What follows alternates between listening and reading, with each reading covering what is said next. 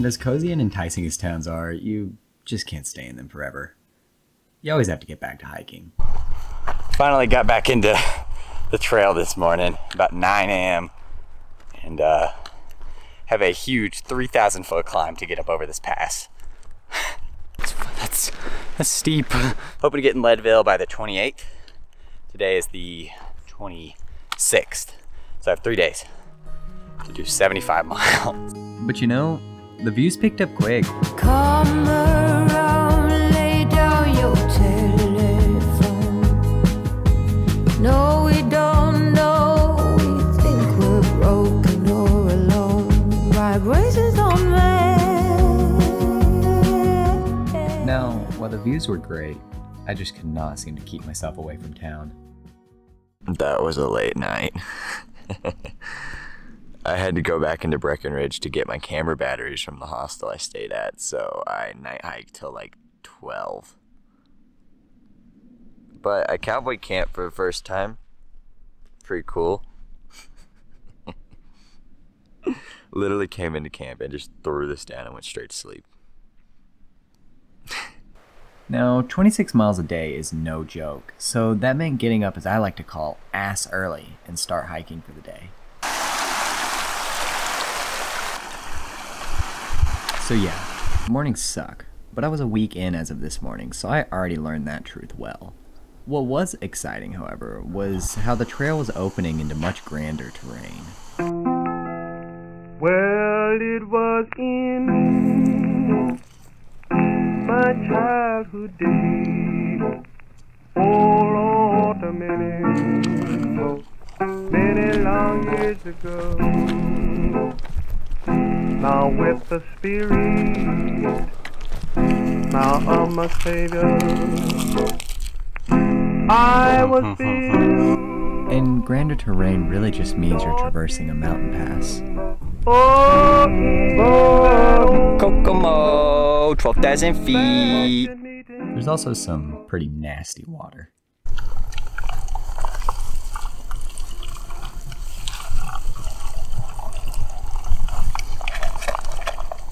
And yes, it tasted awful. However, I was probably dirtier.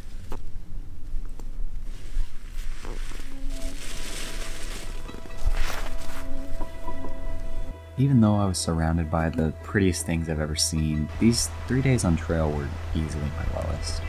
I felt uninspired and genuinely didn't want to be out there. I was alone and really started to question my original ambition to hike this trail. However, all I really needed was to get to town and meet some people.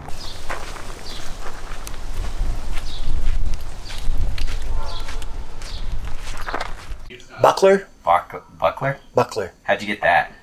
When I first started the AT, my pack had lots of buckles and stuff on the outside, and I had as much gear buckled to the outside of my pack as I did in it.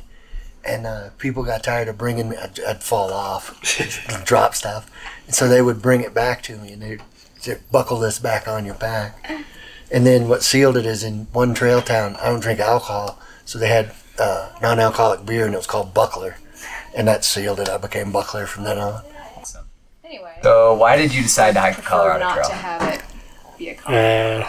I like long distance hiking and I go for long walks. My cousin is getting married in Salt Lake City in September, and I figured I'd join that trip with this trip. I'm from Ireland, can't tell from the accent. So I came over for a few months. Figured I'd get 500 miles is a good size for a trail, simply beautiful. And I figured I'd bang this out, then go through ready. And I decided to hike the trail because what else do teenagers do? Well, just about anything else.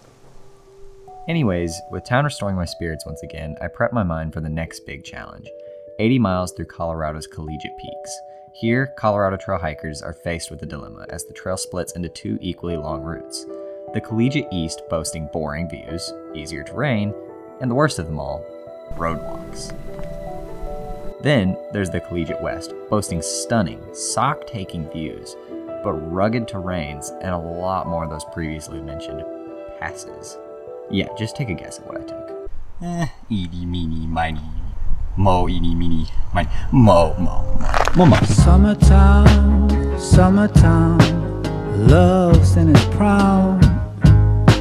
Summertime, summertime, everything's just fine. But autumn came, turned love into shame. And love's a game, no one's to blame. Who are you counting on? Who are you?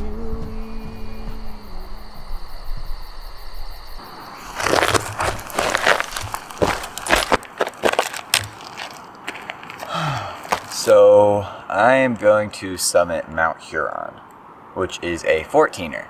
And 14ers are basically a lot of crazy people like me.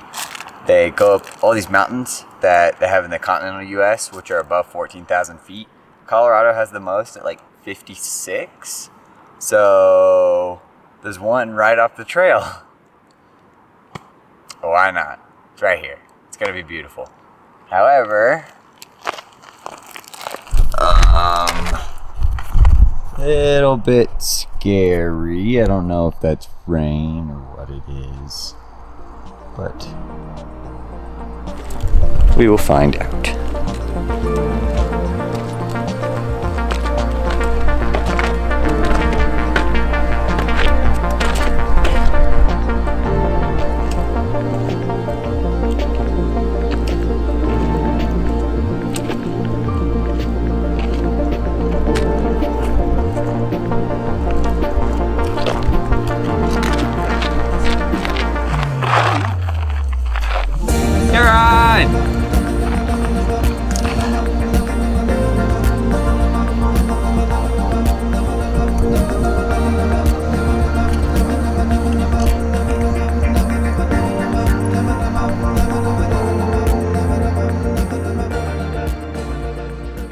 But as great as it is, you can't stay up there forever.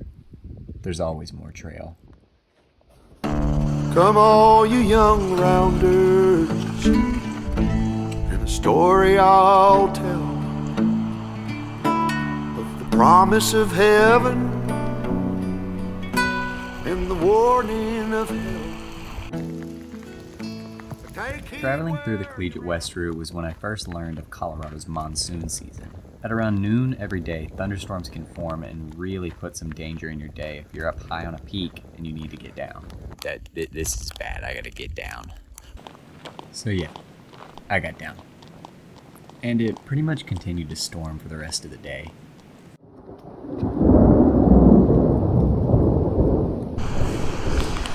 Thunder. But everything settles eventually.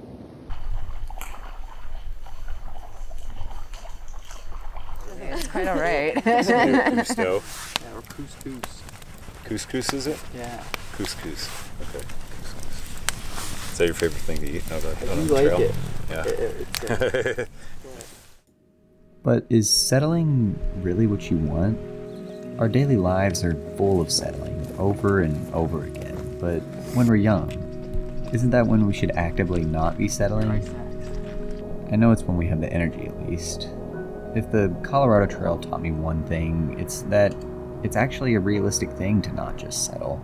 There really is time to follow your passions. You just have to make that time. Vitamins and history books, psychology and a different way to look at it all. 'Cause my perspective is broken.